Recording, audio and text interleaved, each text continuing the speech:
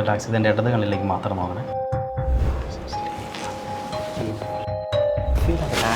Deeper and deeper. ഞാൻ 3 വരെ എണ്ണുമ്പോഴേക്കും അതിൻ്റെ ഇൻറ്റൻസിറ്റി കൂടാൻ തുടങ്ങും. അമ്മയുടെ ഉദരത്തിലെ ഗർഭാവസ്ഥയിൽ 9 മാസക്കാലം തനിച്ച് കിടക്കാൻ പറ്റുമെങ്കിൽ you are able to do anything in this world. കണ്ണു തുറക്കാൻ പറ്റില്ല. പക്ഷെ എന്റെ കുഞ്ഞ് ഞാൻ എന്നെ കണ്ടു ഇറക്കുന്നു, കണ്ണൂർക്കാൻ നോക്കുന്നുണ്ട് പക്ഷെ പറ്റുന്നില്ല. ഞാൻ എന്റെ കുഞ്ഞാളെ ഞാൻ കണ്ടോണ്ടിരിക്കുന്നു. അപ്പം ചെറിയ ആളുണ്ട്, പഴയ സ്കൂള്, മെറുകോ, ആ റൗണ്ട്, അതൊക്കെ കണ്ടോണ്ടിരിക്കുന്നു. ഞാൻ കൗണ്ട് ചെയ്തില്ലെങ്കിൽ കണ്ണ് തുറക്കാനേ പറ്റില്ല. സ്റ്റേജിൽ കാണിക്കുന്ന അതല്ലല്ലോ ഹിപ്നോസിസ് എന്ന് പറയുന്നത്. ശരിക്കും ഇതിനെ പേടിക്കണം. ഹിപ്നോട്ടിക് സ്റ്റേറ്റിലേക്ക് പോകാൻ പറ്റുന്ന ആളുകളാണെങ്കിൽ അവർക്ക് ജീവിതത്തിൽ ഭയങ്കര വിജയമായിരിക്കും. ഈ സെൽഫ് ഹിപ്നോസിസ് ചെയ്യാൻ സാധിക്കും. കഴിഞ്ഞ ദിവസം ഒരു അമ്മ വിളിച്ചിട്ട് പറയുകയാണ് കൊച്ചിൻ്റെ കൂടെ താമസിക്കാൻ പേടിയാണ്. അമ്മയ്ക്ക് സ്വന്തം മകൻ്റെ കൂടെ താമസിക്കാൻ പേടിയാണ്, കൊല്ലുമോ എന്നുള്ള പേടി. ചൈൽഡ്ഹുഡ് ട്രോമ എന്നൊക്കെ പറയുമ്പോൾ അത് തുടങ്ങുന്നത് അമ്മയുടെ ഉദരത്തിൽ നിന്നാണെന്ന് പലരും പറഞ്ഞു കേട്ടിട്ടുണ്ട്. ദേജാവു ഒരു അസോസിയേറ്റ് മെമ്മറി ആയിട്ട് വരാം. ചിലപ്പോൾ അമ്മയുടെ ഉദരത്തിൽ കിടക്കുന്ന സമയത്ത് അമ്മ ചിലപ്പോൾ പോയ സ്ഥലങ്ങളൊക്കെ ചിലപ്പോൾ വീട്ടിൽ ഈ സ്ഥലം ഞാൻ ഇവിടെ കണ്ടിട്ടുണ്ടല്ലോ നമുക്ക് ഫീൽ ചെയ്യാം. ഏത് നഷ്ട സമയത്താണ് ഈ കുട്ടികൾ ഉണ്ടായി അത്തരത്തിൽ പറയുന്ന ആളുകളുണ്ട്. കൊച്ചു വേണ്ടെന്ന് വിചാരിച്ചിട്ട് പുള്ളിക്കാർ 3-4 തവണ ബക്കറ്റിൽ വെള്ളം എടുത്ത് സ്റ്റെപ്പ് കയറി ഇറങ്ങി അബോട്ടായി പോകാൻ വേണ്ടി. പക്ഷേ അത് ആ കൊച്ചിനെ വേണ്ട എന്ന രീതിയിലേക്ക് ഒരു പേടി കയറാൻ തുടങ്ങി, മരണഭയം ആ കൊച്ചിനുണ്ടാകാൻ തുടങ്ങി. ഹിപ്നോട്ടൈസ് ചെയ്തിട്ട് കണ്ണ് കെട്ടിയിട്ട് സജഷൻസ് കൊടുത്തിട്ട് അവരെ രാവിലെ തൊട്ട് വൈകിട്ട് വരെ ആളുകളുണ്ട്, ഒരു ടീമുണ്ട്, ടോയ്ലറ്റിൽ കൊണ്ടുപോകാൻ സപ്പോർട്ട് ചെയ്യും, ഭക്ഷണം കഴിക്കാൻ സപ്പോർട്ട് ചെയ്യും, ഇതെല്ലാം ചെയ്യും. കണ്ണ് കെട്ടിയിട്ടായിരിക്കും. കണ്ണ് തുറക്കുന്നത് വൈകിട്ട് 4 മണിക്കായിരിക്കും. നേരെ നോക്കിയിരിക്കുക, 3 അടിക്കുമ്പോൾ നേരെ സ്ലീപ്പ് എന്ന് പറയുമ്പോഴേക്കും നേരെ വീടും. അടുത്തുള്ള ആളെ അല്ലാണ്ട് കുറച്ച് അകലെയുള്ള ആളെ ഹിപ്നോട്ടൈസ് ചെയ്ത് ഇവിടെ ഇരുന്ന് ചെയ്യാൻ പറ്റുമോ? അങ്ങനെ പോസിബിൾ ആണ്. കിടന്നുറങ്ങുന്ന സമയത്ത് നല്ല പോസിറ്റീവായിട്ടുള്ള കാര്യങ്ങൾ അവരുടെ മനസ്സിൽ വെച്ച് പറഞ്ഞ് അവർ തിരിച്ചു കൊണ്ടുവരണം. പക്ഷേ നമ്മൾ ഈ റീൽസ് കാണാന്ന് പറഞ്ഞാൽ ഷോർട്ട് റീൽസ് അല്ലേ, ബ്രെയിൻ ഫോഗ് വരെ സംഭവിക്കും. കാരണം പിന്നീട് വലിയ ലെങ്തി ആയിട്ടുള്ള സംഭവങ്ങൾ കാണാൻ താല്പര്യം ഉണ്ടാവില്ല. കുറച്ച് നേരം ഒരിടത്ത് ഇരിക്കത്തില്ല, റെസ്റ്റ്ലെസ് ആവും. അതാണ് ഈ ഷോർട്ട് വീഡിയോസിന്റെ ഏറ്റവും വലിയ ഡേഞ്ചർ. നമ്മൾ ചിലപ്പോൾ ഫോണ് മാറ്റി വെച്ചിട്ട് നമ്മൾ എന്തെങ്കിലും ചെയ്യായിരിക്കും, പക്ഷെ നമുക്ക് വെറുതെ തോന്നും ഫോൺ അടിക്കുന്നുണ്ടോ, അല്ലെങ്കിൽ എനിക്കൊരു മെസ്സേജ് വന്നിട്ടുണ്ടോ. എപ്പോഴും ആ മെസ്സേജ് വരുന്നുണ്ടല്ലോ, വരും. അപ്പോൾ ഒരു കോൾ വരുന്ന പോലെ ഫീൽ ചെയ്യും. ലിറ്ററലി പറഞ്ഞാൽ ഒരു തരം ഹാലൂസിനേഷൻ. ഫോൺ ഭയങ്കര ഡേഞ്ചറാണ്. അത് കുട്ടികൾ കുറച്ച് നേരം ഫോൺ ഉപയോഗിച്ച് കഴിയുമ്പോഴേക്കും അവർക്ക് കളർ സെൻസ് നഷ്ടപ്പെടാൻ തുടങ്ങും.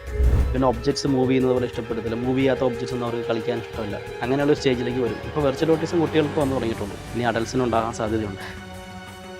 കുട്ടികളെ നമ്മൾ കുറ്റം പറയാറുണ്ട്. കുട്ടികളെക്കാളും കൂടുതൽ അവയർനെസ് കൊടുക്കേണ്ടത് അഡൽസിനും പേരൻസിനുമാണ്. ആങ്സൈറ്റിയാണ് തിരിച്ചറിയാന്നുള്ളതാണ് ആങ്സൈറ്റി കിട്ടുന്നുള്ള മെഡിസിൻ. തെറ്റിദ്ധാരണയാണ് ഹിപ്നോട്ടിസം എന്ന് പറഞ്ഞാൽ മയക്കി കിടത്തിയിട്ട് ഇതെല്ലാം എടുത്തുകൊണ്ട് പോകാന്നുള്ളത്.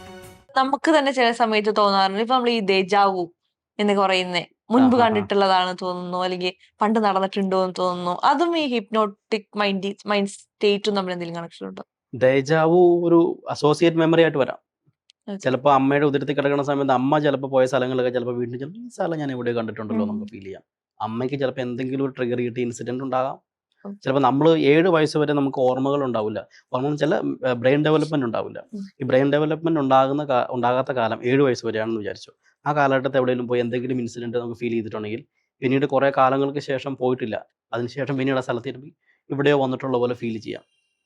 ദേജാവു എഫക്ട് സ്വാഭാവികമായിട്ട് അങ്ങനെയാണ് വരാൻ സാധ്യതയുള്ളത്. അല്ലാതെ നമുക്ക് എങ്ങനെ വേറൊരു കണക്ഷൻ കിട്ടണമെങ്കിൽ ബുദ്ധിമുട്ടാണ്. പിന്നെ ബാക്കിയുള്ള ഒരു മെറ്റാഫിസിക്സ് റിലേറ്റഡ് ആയിട്ട് കുറേ സാധനങ്ങളുണ്ട്. അത് ഇതുമായിട്ട് കണക്റ്റഡ് അല്ലാത്തതുകൊണ്ട് സയൻസുമായിട്ട് കണക്ട് ചെയ്യാൻ പറ്റത്തില്ല. ഇപ്പോ നമ്മൾ പറയാറുണ്ട്, അമ്മയുടെ ഉദരത്തിലിരിക്കുമ്പോ നടക്കുന്ന കാര്യങ്ങൾ നമ്മുടെ മൈൻഡ് സ്റ്റേറ്റിനെ, ഇപ്പൊ നമ്മൾ ഈ ചൈൽഡ്ഹുഡ് ട്രോമ എന്നൊക്കെ പറയുമ്പോൾ അത് തുടങ്ങുന്നത് അമ്മയുടെ ഉദരത്തിൽ നിന്നാണെന്ന് പലരും പറഞ്ഞു കേട്ടിട്ടുണ്ട്. അതെങ്ങനെയാണ്? അത് 3ാമത്തെ ആഴ്ച തൊട്ടാണ്. അതായത് അമ്മയുടെ ഉദരത്തിൽ ഒരു കുഞ്ഞിന്റെ ജീവൻ ഫോം ചെയ്ത് 3ാമത്തെ ആഴ്ച തൊട്ടാണ് അതിന്റെ ന്യൂറോൺ പ്ലേറ്റുകൾ ഡെവലപ്പ് ആയി തുടങ്ങുന്നത്. അത് നമ്മുടെ സ്പൈനൽ കോഡ് പോലെ ഇങ്ങനെ ഇരിക്കുന്ന സാധനം. അത് ചുരുങ്ങിയിട്ടാണ് അത് ബ്രെയിനായിട്ട് ശരിക്കും ഫോം ചെയ്യുന്നത്. ആ കാലഘട്ടം മുഴുവനും അമ്മയിൽ നിന്ന് കിട്ടിയ ഇൻഫർമേഷൻസ് ഫൈറ്റ്, ഫ്ലൈറ്റ്, ഫ്രീസ് 3 റെസ്പോൺസുകൾ പോലെ ഇതിനുള്ളിലേക്ക് ഫീൽ ചെയ്യും. അതായത് അമ്മയിൽ നിന്ന് കിട്ടിയ ഇമോഷൻസ് അതേപോലെ ലോക്ക് ചെയ്യും. അത് നമ്മുടെ മെമ്മറിയിൽ എന്തായാലും സേവ് ആയിട്ടുണ്ടാവും. അതിനെ അസോസിയേറ്റ് ചെയ്ത് എന്തെങ്കിലും ഫീലിങ്സോ സിറ്റുവേഷനോ വന്നു കഴിഞ്ഞാൽ പിന്നീട് അത് വീണ്ടും പുറത്തേക്ക് വരും. വീണ്ടും 3-4 സാഹചര്യം കഴിയുമ്പോഴേക്കും അതൊരു ഹാബിറ്റായിട്ട് ഫോം ചെയ്യും. ഒരു പേടിയായിട്ട് പോവാം. ചിലർക്ക് അങ്ങനെ ഉണ്ടല്ലോ, ചിലപ്പോൾ പല്ലി പാറ്റയൊന്നും പേടിയില്ലാത്ത ആൾക്കാരൊക്കെ പേടിയുണ്ടാവും, പക്ഷെ പാമ്പിനൊന്നും പേടിയുണ്ടാവില്ല. ഭയങ്കര ഒരു വിരോധാഭാസമാണത്. എന്റെ അമ്മൂമ്മ ഗർഭിണി ആയിരിക്കുന്ന സമയത്ത് പുള്ളിക്കാരത്തി കിണറ്റിൽ വീണിട്ടുണ്ട്. അപ്പൊ എന്റെ അമ്മ ഭയങ്കര സ്ട്രോങ് ആയിട്ടുള്ള ഒരാളാണ്. ഞാൻ അപ്പൊ എല്ലാരും പറയും അന്ന് അമ്മൂമ്മ കിണറ്റിൽ വീണിട്ട് പോലും അവൾ ഇറങ്ങിയിട്ടില്ല, പിന്നെയാണോ ഇപ്പൊ ഇതാവുന്നേ. മേ ബി അത് പറഞ്ഞു കേട്ടതിൻ്റെതായ നമ്മൾ ഈ കുട്ടിക്കാലത്ത് കുഞ്ഞു വയറ്റിലുണ്ടാകുമ്പോ പറയുമല്ലോ ഓരോന്ന് കാര്യങ്ങൾ, അതൊക്കെ ഈ കഥകൾ കുട്ടികൾ ക്യാച്ച് ചെയ്യും, അത് ഒരു മെമ്മറി ആവും എന്ന് പറയുന്നുണ്ട്. മെമ്മറി അല്ല, അത് ഇമോഷൻ ആയിട്ട് കിടക്കാം മിക്കവാറും. അമ്മയിൽ നിന്ന് കിട്ടിയ ഇൻഫർമേഷൻ ആണുള്ളത്.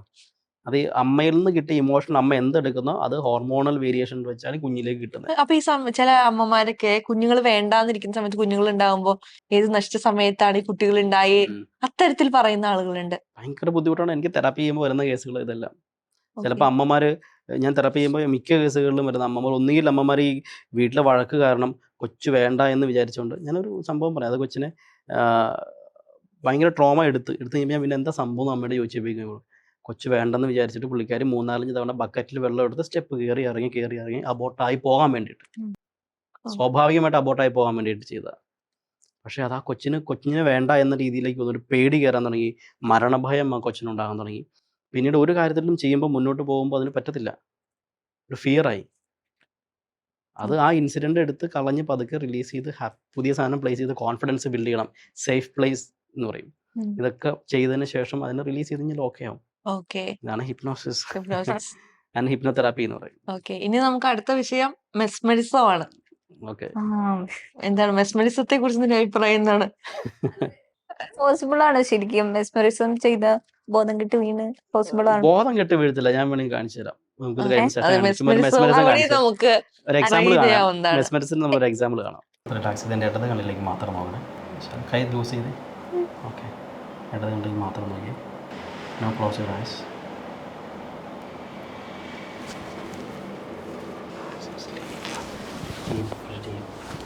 And deeper sit up. Feel the relax deeper and deeper, even more deeper. ഓരോ ശ്വാസം എടുത്ത് വിടുന്നതോറും deeper and even more deeper സ്റ്റേറ്റിലേക്ക് 100 times, 2 20,000 times, 3 30,000 മടങ്ങ്, 4 4 കൊടുത്താൽ 5 5 ഏറ്റവും ഡീപ്പർ സ്റ്റേറ്റ് ഓഫ് റിലാക്സേഷനിലേക്കും.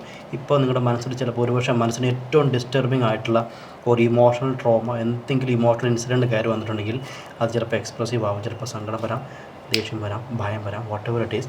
അതിൻ്റെ ട്രിഗർ കൂടി വന്നുകൊണ്ടേയിരിക്കും. ഒരു ലൈഫിൽ നിങ്ങൾ പോലും ഇതുവരെ, ധ്യാന പോലും ഇതുവരെ എക്സ്പീരിയൻസ് ചെയ്യാത്ത, ഓർമ്മയിൽ കൊണ്ടുവരാൻ പറ്റാത്ത ഏറ്റവും മനസ്സിനെ ഡിസ്റ്റർബിംഗ് ആയിട്ടുള്ള ആ ഒരു ഇൻസിഡൻ്റ് ആയിരിക്കും. ചെറുപ്പകാലഘട്ടങ്ങളിൽ എന്താണോ ഫീൽ ചെയ്തിരുന്നത് അത് അതേപോലെ ഫീൽ ചെയ്യാൻ തുടങ്ങും. ഞാൻ 3 വരെ എണ്ണുമ്പോഴേക്കും അതിൻ്റെ ഇൻറ്റൻസിറ്റി കൂടാൻ തുടങ്ങും. ഭയങ്കരമായിട്ട് അതിൻ്റെ ഇമോഷൻസ് ഔട്ട് ബേസ്റ്റ് ആവും. അതൊരിക്കലും ഇനി ലൈഫിൽ ഇല്ലാത്ത രീതിയിൽ അതേപോലെ ഔട്ട് ബേസ്റ്റായി മനസ്സിൽ നിന്ന് പതുക്കെ റിലീസ് ആവും. 1 ഫീൽ ഇറ്റ് നൗ. അതിങ്ങനെ കൂടി വരും, നെഞ്ച് തകരുന്നത് പോലെ ഫീൽ ചെയ്യാൻ തുടങ്ങും. 2 അതിൻ്റെ ഇൻറ്റൻസിറ്റി കൂടും. 60% ആയതിൻ്റെ ഇൻറ്റൻസിറ്റി ആ ഓർമ്മയുടെ ആഴങ്ങളിലേക്ക് പതുക്കെ പോകാൻ തുടങ്ങും. ചെറുപ്പകാലഘട്ടങ്ങളിൽ നിങ്ങൾ ലൈഫിൽ ഏറ്റവും കൂടുതൽ വേണ്ടായിരുന്നു എന്ന് ചിന്തിച്ചിരുന്ന, മനസ്സിൽ ഒരിക്കലും എക്സ്പെക്റ്റ് ചെയ്യാതിരുന്ന, ഏറ്റവും മനസ്സിനെ വിഷമിപ്പിച്ച സംഭവം feel it. Feel again. Feel it now. 3 അത് അടുത്ത ഗ്രേഡിലേക്ക് അതിൻ്റെ ഇൻറ്റൻസിറ്റി കൂടാൻ 80% ആയി വരാൻ തുടങ്ങും. നെഞ്ചിടിപ്പും ശ്വാസം എല്ലാം ഇങ്ങനെ പമ്പ് ചെയ്യാൻ തുടങ്ങും.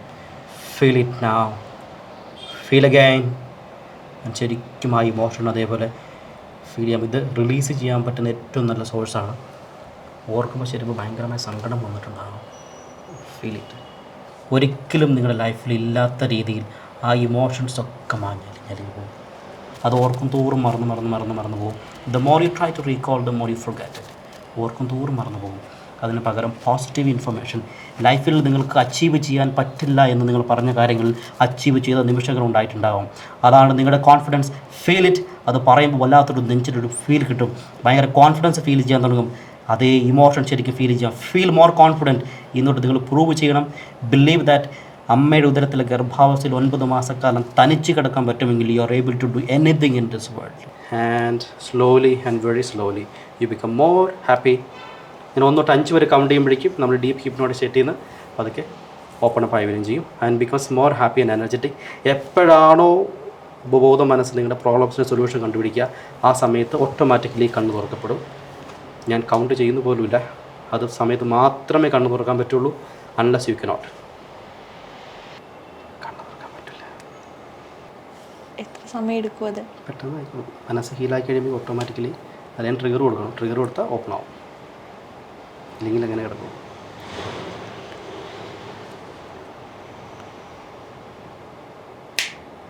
One, 2, 3, 4, 5. Feel happy and energetic. Welcome back. Okay ആണോ മോളെ? സത്യമായിട്ട് ഞാൻ ഒന്നും കണ്ടില്ല പക്ഷെ എന്റെ കുഞ്ഞ് എന്നെ കണ്ടു. കുഞ്ഞി കണ്ടോ? കുഞ്ഞി ഡയാനെ കണ്ടോ? ചെറിയ എന്നെ കണ്ടു പക്ഷെ വേറെ ഒന്നും വരുന്നില്ല. അത് കുഴപ്പമില്ല. ചെറിയ എന്നെ കണ്ട് എന്ത് തോന്നി? ഹാപ്പി ആയിരുന്നോ?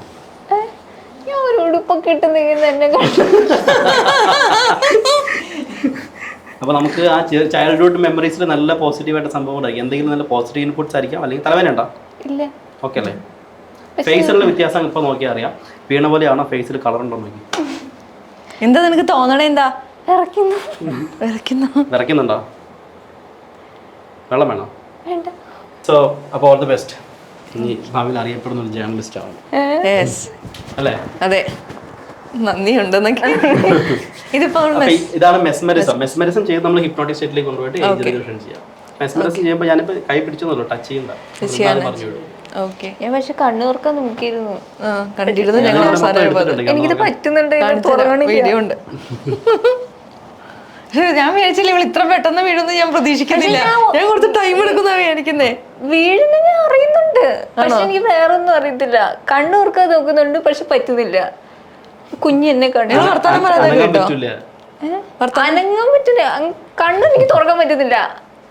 അപ്പൊ സംസാരിക്കുന്ന സമയത്തൊക്കെ അത് അങ്ങനെ എനിക്ക് കേൾക്കാൻ പറ്റില്ല. പക്ഷെ ഞാൻ എന്റെ കുഞ്ഞാളെ ഞാൻ കണ്ടോണ്ടിരിക്കുന്നു. അപ്പം ചെറിയ ആളുണ്ട്, പഴയ സ്കൂള്, മെറിഗോ, ആ റൗണ്ട്, അതൊക്കെ കണ്ടോണ്ടിരിക്കുവായിരുന്നു. അത് വേറെ ഒന്നും വന്നില്ല.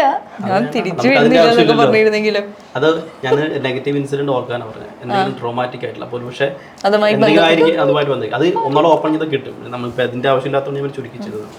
എന്തായാലും അത് പോയിട്ടുണ്ട്. പോയി എനിക്ക് വേറെ ഒന്നും വന്നില്ല. ഫ്രീ ആയി തോന്നുന്നുണ്ടോ? ബേസിൽ ജോസഫിനെ കാണണ്ടേ? അപ്പൊ ഹിപ്നോസിസ് എന്ന് പറഞ്ഞാൽ ഇതാണ്. അതിനൊരു ഹീലിംഗ് ഇതുണ്ടല്ലോ. നമ്മൾ വെറുതെ ഇത് കാണിച്ച് ചെയ്യുന്നതിനേക്കാൾ എപ്പോഴും എഫക്റ്റ് നമ്മൾ ചെയ്യുമ്പോൾ ഹിപ്നോസിസ് ചെയ്യുമ്പോൾ നമ്മൾ മനസ്സിനെ വെച്ച് ചെയ്യുന്നത് എപ്പോഴും ഒരു പോസിറ്റീവ് കാര്യം നമ്മുടെ മനസ്സിൽ കൊടുത്തിരിക്കണം എന്നുള്ളതാണ്. ഏത് തരം എപ്പോൾ ഹിപ്നോട്ടൈസ് ആയി ചെയ്താലും നമ്മൾ പോസിറ്റീവായിട്ട് കാര്യങ്ങൾ കൊടുക്കണം. കാരണം അത്രത്തോളം റിസെപ്റ്റീവാണ്. നമ്മൾ സബ് കോൺഷ്യസ് മൈൻഡ് അത്രത്തോളം റിസെപ്റ്റീവ് ആയിരിക്കും. സ്കൂളിൽ പോകുന്നില്ല. അറിയോ? ഓക്കെ, വെള്ളം വേണോ? വേണ്ട. ചിലർക്ക് ഭയങ്കര ദാഹം ഉണ്ടാവും. ആലോചിച്ചു തന്നെ. സോ പക്ഷെ ചില ആളുകൾ ഇത് ഓർമ്മയുണ്ടാവില്ല എന്ന് പറഞ്ഞു കേട്ടിട്ടുണ്ട്. പാസ്റ്റ് ലൈഫ് റിഗ്രഷനൊക്കെ എടുക്കുമ്പോഴാണ് ഓർമ്മയില്ലാതെ വരുന്നത്. ഏജ് റിഗ്രഷനിൽ ഓർമ്മ ഉണ്ടാവില്ല. ഏജ് റിഗ്രഷൻ ഒരുപാട് ഡീപ്പ് സ്റ്റേറ്റിലേക്ക് പോയി കഴിയുമ്പോഴേക്കും ആ ഇമോഷൻസിന്റെ ഫീലിങ്സ് ഒക്കെ കട്ടായിട്ടുണ്ടാവും. പിന്നീട് അത് തിരിച്ചെടുക്കാൻ അവരുടെ മനസ്സ് പോലും ആഗ്രഹിക്കുന്നുണ്ടാവില്ല. അത് കട്ടായി. അതുകൊണ്ട് ഞാൻ subconscious mind automatically heal ചെയ്യപ്പെടും എന്ന് പറഞ്ഞില്ലേ. അതുകൊണ്ടാണ് കണ്ണ് തുറക്കാൻ പറ്റും. പിന്നെ ഞാൻ കൗണ്ട് ചെയ്തില്ലെങ്കിൽ കണ്ണ് തുറക്കാനേ പറ്റില്ല. ഒരു ചുമന്ന നിറമുണ്ടായിരുന്നു ഇവിടെ, കണ്ണെനിക്ക് തുറക്കാൻ പറ്റിയില്ല. ഒരു ശബ്ദവും ബഹളവും കേൾക്കാതിരിക്കും. എല്ലാം കേൾക്കാം, എല്ലാം പറയുന്നത് അവെയർ ആയിരിക്കും. പക്ഷെ കണ്ണ് തുറക്കാനോ എഴുന്നേക്കാനോ പറ്റത്തില്ല. അത് പറയാം, അനങ്ങാൻ പറ്റില്ല. അത് ഹിപ്നോട്ടിക് സ്റ്റേറ്റിലേക്ക് പോകുമ്പോൾ ഒരു പ്രത്യേകതയാണ്. പിന്നെ സജഷൻസ് കൂടെ കൊടുക്കും. ചിലർ പറയത്തില്ലേ, take a deep breath, relax and sleep എന്ന് പറയുമ്പോൾ അപ്പോൾ തന്നെ ഡീപ്. അത് ഹിപ്നോസിസിൽ റാപ്പിഡ് ഹിപ്നോട്ടിസം ചെയ്യുമ്പോൾ ചെയ്യുന്ന കാര്യമാണ്. അല്ല, മെസ്മറിസിന് പ്രത്യേകിച്ചല്ല. മെസ്മറിസം എന്ന് പറഞ്ഞാൽ ഇത് ഹിപ്നോസിസ് ഒക്കെ ഉത്ഭവിക്കുന്നതിന് മുമ്പ് കൊണ്ടുവന്ന സംഭവമായിരുന്നു മെസ്മറിസം. അവിടെ നിന്നാണ് വീണ്ടും മോഡേൺ ഹിപ്നോസിസിലേക്ക് വന്നത്. ഇത് ഫ്രാൻസ് ശരിക്കും എന്താ നടക്കുന്നത്? നത്തിങ്, ഇറ്റ് ഈസ് ഹിപ്നോട്ടിക് സ്റ്റേറ്റിലേക്ക് കൊണ്ടുപോകുക എന്ന് പറയുന്നതാണ് ഇത് രണ്ടും യൂസ് ചെയ്യുന്ന സംഭവം. എനർജി യൂസ് ചെയ്യുന്നത് എനർജി ഹീലിംഗ് എന്നൊക്കെ. അത് എനർജി എന്ന് പറയുന്ന പല ശാസ്ത്രശാഖകളും ഇപ്പോൾ ഉത്ഭവിച്ചിരിക്കുന്നത് മെസ്മറിസത്തിൽ നിന്നാണ്. മെസ്മറിസം എന്ന് പറഞ്ഞാൽ നമ്മൾ ആനിമൽ മാഗ്നറ്റിസം എന്ന് അതിന് പറയാം. ഇത് നമ്മുടെ ശരീരത്തിലെ മാഗ്നറ്റിക് ഫ്ലൂയിഡിന്റെ ഓൾട്ടറേഷൻ വരുത്തുന്ന സംഭവത്തിനാണ് മെസ്മറിസം എന്ന് അവർ പറയുന്നത്. മെസ്മർ എന്ന് പറയുന്ന വ്യക്തി കണ്ടുപിടിച്ചതുകൊണ്ടാണ് മെസ്മറിസം. നല്ലൊരു പേരായത്. ക്യാച്ചി ആയിട്ടുള്ള പേരാണ്. പെട്ടെന്ന് ഹിപ്നോട്ടിസിനേക്കാളും കൂടി പെട്ടെന്ന് അട്രാക്റ്റീവ് ആകുന്ന സാധനം മെസ്മറിസം. പക്ഷെ മെസ്മറിസം ചെയ്ത് നമ്മൾ ഹിപ്നോട്ടിക് സ്റ്റേറ്റിലേക്ക് കൊണ്ടുപോകാൻ എളുപ്പം. എനിക്ക് ഇതിനോട് മിക്സ് ചെയ്തിട്ട് ചെയ്യുന്നത് തെറാപ്പി ചെയ്യും. ഈ മെസ്മറിസത്തിന് സയന്റിഫിക് ബാക്ക്ഗ്രൗണ്ട് ഇല്ല, അത് വേറെ കാര്യം. അങ്ങനെ ഒരു പോയിന്റും കൂടിയുണ്ട്. പക്ഷെ ഇത് എനർജി ഹീലിംഗ് എന്ന രീതിയിലാണ് കൂടുതൽ യൂസ് ചെയ്യുന്നത്. എനർജി ഹീലിംഗ് എന്നൊക്കെ പറയാൻ പറ്റില്ല, എങ്ങനെയാണ് ഹീൽ ചെയ്യുന്നതും അത് all it comes with mind. എനിക്ക് തോന്നുന്നു ഇപ്പത്തെ കാലത്ത് ഏറ്റവും വലിയ പ്രശ്നം ഈ കുഞ്ഞുങ്ങളുമായി ബന്ധപ്പെട്ടിട്ട്. ഈ കുഞ്ഞുങ്ങളൊക്കെ ഭയങ്കര അക്രമാസക്തരാണ് ഇപ്പൊ. അത് ഇവരുടെ ഉള്ളിലേക്ക് ഫീഡ് ചെയ്യപ്പെട്ട ഈ മെമ്മറിയുടെയും അല്ലെങ്കിൽ ഇത്തരത്തിലുണ്ടാവുന്ന ട്രോമകളുടെയും ഒക്കെ ബലമാണ്. അതിനെ നമുക്ക് ഹിപ്നോതെറാപ്പി കൊണ്ടൊക്കെ മാറ്റിയെടുക്കാൻ പറ്റും. കാരണം എൻ്റെ തെറാപ്പിക്ക് വരുന്ന കേസുകളിൽ മിക്കത് ഇപ്പൊ കുട്ടികൾ വരുന്ന ഇതാണ്. ഭയങ്കര അഗ്രസീവ് നേച്ചറുള്ള കുട്ടികളാണ്. ഉം. അമ്മമാർക്ക് കഴിഞ്ഞ ദിവസം ഒരു അമ്മ വിളിച്ചിട്ട് പറയാണ് കൊച്ചിൻ്റെ കൂടെ താമസിക്കാൻ പേടിയാണ്. അമ്മ മാത്രമുള്ള അപ്പം മരിച്ചു പോയതാണ്. ഉം. ഈ അമ്മയും മകനും മാത്രമേ ഉള്ളൂ. ഇവൻ ഇടയ്ക്കിടയ്ക്ക് ആയുധങ്ങളൊക്കെ എടുത്തുകൊണ്ട് വരും, വാക്കത്തേക്ക് എടുത്തുകൊണ്ട് വരും. താമസിക്കാൻ പേടിയാണ് അമ്മയ്ക്ക്. സ്വന്തം മകൻ്റെ കൂടെ താമസിക്കാൻ പേടിയാണ്, കൊല്ലുമോ എന്നുള്ള പേടി. അത്രയും ഒരു അത് ഡ്രഗ്സ് യൂസ് ചെയ്യുന്നുണ്ടാവും ഒന്നാമത്തെ കാര്യം. അത് യൂസ് ചെയ്യുമ്പോൾ എന്ത് ഫീലിങ്സ് ആണ്. കാരണം അത് യൂസ് ചെയ്യുമ്പോൾ കാണുന്ന വാർത്തകൾ എന്താണ്, ഇതിനു മുമ്പ് കുറേ സംഭവങ്ങൾ നമ്മൾ നടന്നില്ലേ, അച്ഛനെ അങ്ങനെ ഒന്നും അമ്മേനെ അങ്ങനെ ചെയ്തെന്നൊക്കെ പറഞ്ഞിട്ടുള്ളത്. ഈ വാർത്തകളായിരിക്കും കുട്ടികൾ പിന്നെ ഈ സാധനം കേൾക്കുന്നത്. സ്വാഭാവികമായിട്ട് ഇവനെ മനസ്സിലേക്ക് കയറും. പിന്നീട് ഇത് റിയാക്ട് ചെയ്തില്ലെങ്കിലേ അതിശയമുള്ളൂ. പിന്നെ ഫോൾസ് പേരൻറ്റിങ് പ്രശ്നമാണ്. പേരൻറ്റിങ് എന്ന് പറയുന്നത് നമ്മുടെ നാട്ടിലെ ആൾക്കാർക്ക് അറിയത്തില്ലാത്തത് കൊണ്ടാണ് മിക്ക കുട്ടികളും ഇത്ര അഗ്രസീവ് ആക്കി പോകുന്നത്. കുട്ടികളോട് ചെറുപ്പ കാലഘട്ടങ്ങളിൽ ദേഷ്യപ്പെടരുതെന്ന് പറയുന്നതിൻ്റെ കാരണം അതുകൊണ്ടാണ്. ഇവർ പഠിക്കുന്നതായിരിക്കും, ദേഷ്യപ്പെടാൻ പഠിപ്പിക്കുക നമ്മൾ, അല്ലേ? നുണ പറയരുത് എന്ന് പറഞ്ഞിട്ട് നമ്മൾ തന്നെ നുണ പറയിപ്പിക്കും. നമ്മൾ പിള്ളേരെ ശരിക്കും പിടിച്ചിട്ടാണ് ദേഷ്യപ്പെടാന്ന് പറയുന്നത്. ദേഷ്യപ്പെടരുന്നുണ്ട് പറഞ്ഞിട്ടില്ലടാ അങ്ങനെയൊക്കെ പറഞ്ഞിട്ട് ദേഷ്യപ്പെട്ടിട്ടാണ് പറയുന്നത്, അല്ലേ? അത് റിയാക്ട് ചെയ്യുന്നത് പിള്ളേർ ഇതേ സാധനം പഠിക്കുന്നത്. അപ്പൊ ഇത് പഠിച്ച് കുറച്ചു കാലം കഴിയുമ്പോൾ ഇതിനോട് സാമ്യമായിട്ടുള്ള എന്തെങ്കിലും ഒരു സംഭവം സംഭവിച്ചാൽ അത് പഴയ കിടക്കുന്ന അതേ ഇമോഷൻ ട്രിഗർ ചെയ്യും. അങ്ങനെയാണ് ഈ പിള്ളേർ ഈ സംഭവം മൊത്തം ചെയ്യുന്നത് മിക്ക കേസുകളിലും. ഇപ്പൊ ഒരു ഹിപ്നോട്ടിസ്റ്റിന് മറ്റൊരു ഹിപ്നോട്ടിസ്റ്റിനെ ഹിപ്നോട്ടിസം ചെയ്യാൻ പറ്റും. ഇവിടെ കളിവീട് എന്ന് പറയുന്ന സിനിമയില് കൊച്ചിൻ ഹനീഫ അദ്ദേഹത്തിന്റെ ഭാര്യയാവേണ്ട ആളെ തെരഞ്ഞെടുക്കുന്ന ഇങ്ങനെ ഹിപ്നോട്ടിക്സ് ചെയ്താണ്. അപ്പൊ കൽപ്പന വരുമ്പോഴാണ് അവിടെ ഇത് സംഭവിക്കുന്നത്. അങ്ങനെ ശരിക്കും പറ്റുമോ? ഹിപ്നോട്ടിസം ചെയ്യുന്നതിന് എന്താ കുഴപ്പമിരിക്കുന്നത്? ഒരു കുഴപ്പമില്ല. എനിക്ക് ഞാൻ തെറപ്പി ചെയ്യാൻ നമുക്ക് നമ്മുടെ ടീമിലുള്ള ഒരാൾ വിളിച്ചിട്ട് ഞാൻ പെട്ടെന്ന് ഹിപ്നോട്ടൈസ് ആവും. ഈസിയാണ്. ഓരോരുത്തർ ചിലരുണ്ട് ഭയങ്കര സ്റ്റബണ്ണായിട്ട് നിൽക്കുന്ന ആള്, എന്നെ ഹിപ്നോട്ടൈസ് ചെയ്യാൻ പറ്റുന്നില്ല എന്ന് പറയുന്ന ആളുകളുണ്ടല്ലോ. അവരെ ഹിപ്നോട്ടൈസ് ചെയ്തിട്ട് ഒരു കാര്യമില്ല. കാരണം ഹിപ്നോസിസ് എന്താണെന്ന് അറിയത്തില്ലാത്തതുകൊണ്ടാണ്. ഹിപ്നോട്ടിക് സ്റ്റേറ്റിലേക്ക് പോകാൻ പറ്റുന്ന ആളുകളാണെങ്കിൽ അവർക്ക് ജീവിതത്തിൽ ഭയങ്കര വിജയമായിരിക്കും. കാരണം അവർ ഭയങ്കര ഇമോഷൻസ് ശരിക്കും ഇമാജിനേഷൻസ് കൊണ്ടുവരാൻ പറ്റും. അതാണ് ഹിപ്നോസിസ്. അല്ലാതെ ചിലർ പറയും എന്നെ ഒന്ന് ഹിപ്നോട്ടൈസ് ചെയ്ത് കാണിച്ചേ, നിനക്കൊന്നും പറ്റത്തില്ലടാന്ന് പറയും. എന്തിന്? പക്ഷെ എന്നെ ഹിപ്നോട്ടൈസ് ചെയ്യാൻ ഇതൊരു പറ്റും. എനിക്കത് ചെയ്യണമെന്ന് ആഗ്രഹം ഉണ്ടായിട്ടും എനിക്ക് തോന്നുന്നു അത് വർക്ക്ഔട്ട് ആയിട്ടില്ല. അപ്പൊ അത് എന്തുകൊണ്ടായിരിക്കും? സ്ട്രെസ് ഉണ്ടെങ്കിൽ പറ്റില്ല. ഹയർ സ്ട്രെസ് ഉണ്ടെങ്കിൽ ഇല്ലേ, സ്ട്രെസ് ഉണ്ടെങ്കിൽ പറ്റില്ല. ആങ്സൈറ്റി ഉണ്ടെങ്കിൽ പറ്റും. തെറാപ്പി ചെയ്യുന്ന നമ്മളിപ്പോ ഒരു സ്റ്റേജിലൊക്കെ ചെയ്യുമ്പോൾ പബ്ലിക്കിന് ഫ്രണ്ട് ചെയ്യാൻ പറ്റുന്ന വരത്തില്ല. പക്ഷെ നമ്മൾ പേഴ്സണൽ തെറാപ്പീസ് ഒക്കെ വരുമ്പോഴേക്കും ഉറപ്പായിട്ടും ചെയ്യാൻ പറ്റും. സത്യം പറഞ്ഞാൽ എല്ലാവരെയും ഹിപ്നോട്ടൈസ് ചെയ്യാൻ പറ്റും. അത് നമ്മൾ തെറാപ്പി ലൈനിലേക്ക് വന്നല്ല, അല്ലാതെ നമ്മളിപ്പോൾ സ്റ്റേജിൽ കാണിക്കുന്ന അതല്ലല്ലോ ഹിപ്നോസിസ് എന്ന് പറയുന്നത്. എല്ലാവരും തെറ്റിദ്ധാരണ അത് ചെയ്ത് കഴിഞ്ഞാൽ എന്തൊരു വീരത്വമാണെന്നുള്ളൊരു സംഭവമാണ്. അതൊന്നും അല്ല. ശരിക്കും ഇതിനെ പേടിക്കണോ? ഒരിക്കലും പേടിക്കേണ്ടാത്ത കാര്യം. ഇത് ഭയങ്കര നല്ല ഒരു യൂസേജ് ഉള്ള സംഭവമല്ലേ ഹിപ്നോസിസ് എന്ന് വെച്ചാൽ. അതിനെ പോസിറ്റീവായിട്ടാണ് കാണണ്ടേ, പേടിക്കേണ്ട ആവശ്യമില്ല. പലരും നെഗറ്റീവായിട്ട് കാണുന്ന ഒരു പക്ഷെ നമ്മൾ നെഗറ്റീവായിട്ട് കാണേണ്ട ഒരു കാര്യമുണ്ട്. നമ്മൾ ഇപ്പോൾ സെൽഫോൺ ഉപയോഗിക്കുകയാണെങ്കിലും ടി വി കാണുകയാണെങ്കിലും പുസ്തകം വായിക്കുകയാണെങ്കിലും കിടന്നുറങ്ങുന്ന സമയത്തൊക്കെ നമ്മൾ ഹിപ്നോട്ടിക് സ്റ്റേറ്റിലാണ് പോകുന്നത്. നല്ല കാര്യങ്ങൾ കേട്ടില്ലെങ്കിൽ അത് നമുക്ക് പണി കിട്ടും എന്നുള്ളത് വേറൊരു യാഥാർത്ഥ്യം. ഈ സെൽഫോണിനെ കുറിച്ച് പറഞ്ഞപ്പോൾ ഈ കുഞ്ഞുങ്ങളുടെ സെൽഫോൺ അഡിക്ഷൻ അതുമായി ബന്ധപ്പെട്ടിട്ട് ഈ തെറാപ്പി മൂലം നമുക്കത് ക്ലിയർ ചെയ്തെടുക്കാൻ പറ്റുമോ? സെൽഫോൺ അഡിക്ഷൻ പോസിബിൾ ആണ്. അതൊരു കൈൻഡ് ഓഫ് ഓട്ടിസം ആണ്. അത് ഓട്ടിസം വരാനുള്ള വെർച്വൽ ഓട്ടിസം എന്ന് പറയും. അത് കുട്ടികൾ കുറച്ചു നേരം ഫോൺ ഉപയോഗിച്ച് കഴിയുമ്പോഴേക്കും അവർക്ക് കളർ സെൻസ് നഷ്ടപ്പെടാൻ തുടങ്ങും. പിന്നെ ഒബ്ജക്ട്സ് മൂവ് ചെയ്യുന്നത് പോലെ ഇഷ്ടപ്പെടത്തില്ല. മൂവ് ചെയ്യാത്ത ഒബ്ജക്ട്സ് ഒന്നും അവർക്ക് കളിക്കാൻ ഇഷ്ടമല്ല. അങ്ങനെയുള്ള ഒരു സ്റ്റേജിലേക്ക് വരും. ഇപ്പോൾ വെർച്വൽ ഓട്ടിസം കുട്ടികൾക്ക് വന്നു തുടങ്ങിയിട്ടുള്ളൂ. ഇനി അഡൽസിന് ഉണ്ടാകാൻ സാധ്യതയുണ്ട്. അല്ല, ഇപ്പൊ റീൽസ് കാണുന്നത് എങ്ങനെയാണ്? തോണ്ടി ഇങ്ങനെ സമയം പോകുന്ന അറിയേയില്ല. നിങ്ങൾ ഹിപ്നോട്ടിക് സ്റ്റേറ്റിലാണ്. ആണ്. ചിലപ്പോ നമ്മള് ചിലപ്പോ ഫോണ് മാറ്റി വെച്ചിട്ട് നമ്മൾ എന്തെങ്കിലും ചെയ്യായിരിക്കും. പക്ഷെ നമുക്ക് വെറുതെ തോന്നും ഫോൺ അടിക്കുന്നുണ്ടോ, അല്ലെങ്കിൽ എനിക്കൊരു മെസ്സേജ് വന്നിട്ടുണ്ടോ, അല്ലെങ്കിൽ എനിക്കിപ്പോ ആരെങ്കിലും എന്തെങ്കിലും അയച്ചിട്ടുണ്ടോ. നമുക്കതൊരു ഇന്നർ കോൾ വരും. അപ്പൊ നമ്മൾ വേഗം പോയി അത് എടുത്ത് നോക്കും. പക്ഷെ നോക്കുമ്പോ ആരും വിളിച്ചിട്ടും ഉണ്ടാവില്ല, ഒന്നും ഉണ്ടാവില്ല. അത് കൈൻഡ് ഓഫ് നമ്മൾ അതിൽ അഡിക്റ്റഡ് ആയി, അല്ലെങ്കിൽ നമ്മൾ ആ സ്റ്റേറ്റിൽ എത്തി എന്നുള്ളതിന്റെ ഒരു തെളിവല്ലേ? എക്സ്പെക്ടേഷനിലാണ്. എപ്പോഴും മെസ്സേജ് വരുന്നുണ്ടല്ലോ, വരും. അപ്പൊ ഒരു കോള് വരുന്ന പോലെ ഫീൽ ചെയ്യും. ലിറ്ററലി പറഞ്ഞാൽ ഒരു തരം ഹാലൂസിനേഷൻ. ഇടയ്ക്കിടയ്ക്ക് നോക്കിയില്ലെങ്കിൽ ഒരു സമാധാനം. പക്ഷെ അതൊരു പേടിക്കേണ്ട ഒരു സ്റ്റേറ്റ് ആണ്. അതെ, നമ്മളിപ്പോ ഫോൺ ഭയങ്കര ഡേഞ്ചർ ആണ്. നമ്മളിപ്പോ ഫോൺ ഉപയോഗിക്കുന്നതിന് തെറ്റെന്ന് ഞാൻ പറയത്തില്ല. പക്ഷെ നമ്മൾ ഈ റീൽസ് കാണാന്ന് പറഞ്ഞാൽ ഷോർട്ട് റീൽസ് അല്ലേ, ബ്രെയിൻ ഫോഗ് പോലെ സംഭവിക്കും. കാരണം പിന്നീട് വലിയ ലെങ്തി ആയിട്ടുള്ള സംഭവങ്ങൾ കാണാൻ താല്പര്യം ഉണ്ടാവില്ല. ശരിയാണോ? ശരിയാണ്. നമ്മൾ ഷോർട്ട് ആയിട്ടുള്ള കാര്യങ്ങൾ മാത്രമേ മനസ്സിലെടുക്കത്തുള്ളൂ. ഷോർട്ട് ടൈം മെമ്മറിയിലേക്ക് വരും.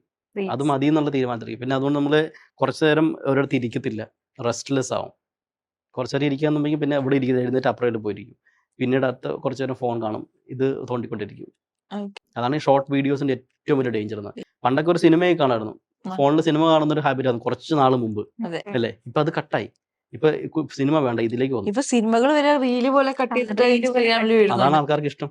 നമുക്ക് കുറച്ച് കുറച്ച് കണ്ടാൽ മതി. ഈ അതെ. ഹിപ്നോസിസ് അറിയാവുന്നവരാണ് ഇങ്ങനെ തലക്കേലിരിക്കുന്നവർ. അവരാണ് ഈ സാധനം കട്ട് ചെയ്ത് നമ്മൾ അവർക്ക് എങ്ങനെ നമ്മളെ മാനിപ്പുലേറ്റ് ചെയ്യണമെന്ന് അറിയാം. ഉം. ഇതറിയാൻ മേലെ നമ്മൾ പൈസയും മുടക്കി ഇന്റർനെറ്റും ചാർജ് ചെയ്തിട്ട് ഇരുന്ന് അവർക്ക് കാണും. പൈസയും കൊടുക്കും. എന്നിട്ട് നമ്മളെ സമയം കളയും. ഓക്കെ. ഉപയോഗിക്കേണ്ടെന്നല്ല, എന്റർടൈൻമെന്റിന് ഉപയോഗിക്കാം. പക്ഷെ ഇത് ഓവർ യൂസ് ആയി കഴിയുമ്പോഴേക്കും ഒരു സ്ക്രീൻ ടൈമിംഗ് ഒന്നും വെച്ചിട്ടില്ലെങ്കിൽ ഭയങ്കര ബുദ്ധിമുട്ടാണ്. ഇപ്പൊ കുട്ടികളെ നമ്മൾ കുറ്റം പറയാറുണ്ട്. ഉം. കുട്ടികളെക്കാളും കൂടുതൽ അവയർനെസ് കൊടുക്കേണ്ടത് അഡൽസിനും പേരൻസിനുമാണ്. കുട്ടികൾ ഇവിടെ വന്നു കഴിയുമ്പോഴേക്കും തെറപ്പിക്ക് വന്നു കഴിയുമ്പോഴേക്കും പേരൻസിന്റെ കയ്യിൽ അവരിങ്ങനെ തോണ്ടിക്കൊണ്ടിരിക്കും. ഉം. ഇപ്പൊ പിള്ളേരെ വല്ലതും പറഞ്ഞിട്ട് കാര്യമുണ്ടോ? ഇല്ല. ഒരു കൊച്ച് ഇതുപോലെ വന്നപ്പോഴേക്കും കൊച്ചിന് ഭയങ്കരമായിട്ട് മൊബൈൽ ഫോൺ അഡിക്ഷൻ ആണ്, അവന് ഒരു രക്ഷയില്ല എന്നൊക്കെ പറഞ്ഞപ്പോൾ ഫാദറിനോട് ചോദിച്ചു, എന്താ ചെയ്യുന്നത്? അപ്പോൾ ആരാ ഫോൺ മേടിച്ചു കൊടുത്തേ? അപ്പനെ മേടിച്ചു കൊടുത്തേ. ഓക്കെ, അപ്പോൾ എന്തിനാ സാർ? അവനോട് യൂട്യൂബ് ചാനൽ ഉണ്ടാക്കാൻ മേടിച്ചു കൊടുത്താണ്. അപ്പൊ എവിടെ പ്രശ്നം? ഓക്കെ. അത് ശരിക്കും പാരന്റ്സിന്റെ മാത്രമുള്ള ഒരു പ്രശ്നമായിരിക്കാം എന്നുള്ളതാണ്. ആണ്. ആണ്. അല്ലാതെ കുട്ടികൾക്ക് എങ്ങനെ ഇതിനകത്ത് അഡിക്ഷൻ വരുന്നത്? വീട്ടിൽ ചെന്നിട്ട് സാഹചര്യമില്ല. ഗെയിം അഡിക്ഷൻ വരുന്നതിന്റെ കാരണമൊക്കെ ഇതാ. ഗെയിം അഡിക്ഷൻ ഒക്കെ വന്നു കഴിഞ്ഞാലാണ് ഈ അഗ്രസീവ് നേച്ചർ വരാനുള്ളൊരു ആദ്യം ചോദിച്ചതിൻ്റെ ഒരു എക്സാമ്പിളോട് കൂടിയാണ് ഗെയിം അഡിക്ഷൻ. ഗെയിമിൽ ഭയങ്കര ഡേഞ്ചർ ആയിട്ടുള്ള അഗ്രസീവ് ആയിട്ടുള്ള സംഭവങ്ങൾ കാണിക്കുന്ന ഗെയിംസ് ഒക്കെ ഉള്ളൂ, അല്ലേ? ഇത് കൊല്ലടാ, നമ്മൾ വെടി മെന്റലി വെക്കടാ, മാനിപ്പുലേറ്റ് ചെയ്യുന്നില്ലേ ഗെയിംസ്? ഉണ്ട്. കൊല്ലടാ, വെടി വെക്കടാ, അത് വെക്കടാ, സാധനങ്ങളുണ്ടോ? കത്തി എടുക്കടാ, അത് ഇതാണ് സെയിം. ഇത് ശരിക്കും പറഞ്ഞാൽ ശരിക്കും രാത്രിയിൽ ഇവർ കിടന്നുറങ്ങുമ്പം ഈ വേർഡ്സ് പറയാറുണ്ടെന്നാണ് ഇങ്ങനെ ചില ആൾക്കാർ കേട്ടിട്ടുണ്ട്. സ്വപ്നത്തിലൊക്കെ ഇതിലൊക്കെ കൊല്ലടാ, സ്വപ്നത്തിലല്ല, അത് വെടിവെക്കടാ. സ്വപ്നത്തിലല്ല, ആ. അവർ ഹിപ്നോട്ടിക് സ്റ്റേറ്റിലാണ്. ഓ. അത് ഹിപ്നോസിസ് നമ്മൾ ഉറക്കത്തിന് 4 അവസ്ഥകളുണ്ടെങ്കിൽ അതിനെ ബീറ്റ സ്റ്റേജ് എന്ന് പറയും. ഇപ്പം നമ്മൾ ബോധമനസ്സിലിരിക്കുന്ന സമയം. ഓക്കെ. ആൽഫ സ്റ്റേജ് എന്ന് പറയുമ്പോൾ ഉറങ്ങി ഇങ്ങനെ പോകും, അത് ഹിപ്നോട്ടിക് സ്റ്റേറ്റ്. മൂന്നാമത്തെയാണ് ഡെൽറ്റ സ്റ്റേജ്, തീറ്റ സ്റ്റേജ്. തീറ്റ സ്റ്റേജ് എന്ന് പറഞ്ഞാൽ ഡീപ്പ് ഹിപ്നോട്ടിക് സ്റ്റേറ്റാണ്. ആ ഓക്കെ. സമയത്താണ് ഈ ബഹളം, ശബ്ദവും, സ്വപ്നം കാണലും ഇതെല്ലാം പറയുന്നത്. അപ്പോൾ കേട്ട സംഭവം മുഴുവനും അടുത്ത് റിയാക്ട് ചെയ്യുന്ന എങ്ങനെയാണ്? ഓക്കെ. എല്ലാ ദിവസവും നമ്മൾ കിടന്നുറങ്ങുമ്പോൾ ഇതേ സെയിം സംഭവമാണ്, അല്ലെങ്കിൽ അന്നത്തെ ദിവസം മുഴുവൻ കേട്ടത് മൊത്തം ഇതേ സംഭവമാണെന്നുണ്ടെങ്കിൽ ഉറപ്പായിട്ടും നമ്മുടെ സബ് കോൺഷ്യസ് മൈൻഡിൽ കയറി പ്രോസസ്സ് ചെയ്തിരിക്കും. ഒരു സംശയവും വേണ്ട. നമ്മള് ചില സമയത്ത് നമ്മളിപ്പോ പെട്ടെന്ന് മനസ്സിൽ വിചാരിക്കുകയാണ്, എനിക്കൊരാളെ കാണാൻ. ഇപ്പൊ ഡൈന ഇവിടെ ഇല്ലെന്ന് വിചാരിക്കും. ഞാൻ ആ. വിചാരിക്കണം ഡൈനേനെ ഒന്ന് കാണാൻ. പക്ഷെ ബൈ കോയിൻസിഡൻസ് ഡൈന 2 ദിവസം ഇങ്ങനെ എന്റെ മുന്നിൽ വന്ന് വീഴും. ഉം. അങ്ങനെ ഒരു ടെലിപ്പതി ആണോ, അല്ലെങ്കിൽ അങ്ങനെ അതെങ്ങനെ വർക്കാവുന്നേ? ടെലിപ്പതി ഹിപ്നോസിസ് ഉണ്ട്. ഉണ്ട്. നമുക്ക് ഒരാളെ ഇങ്ങനെ ഭയങ്കരമായിട്ട് ചിന്തിച്ച് അയാൾ ഇപ്പോൾ വിളിക്കട്ടെ, ഫോൺ വിളിക്കട്ടെ എന്നൊക്കെ ഭയങ്കര കണക്ഷൻ ആയിട്ടുണ്ടെങ്കിൽ നമുക്കത് കോൾ വിളിക്കാനുള്ള സാധ്യത. എനിക്ക് എക്സ്പീരിയൻസ് കൊണ്ടായിട്ട് പലർക്കും എക്സ്പീരിയൻസ് ഉണ്ടായിട്ടുണ്ടാവും.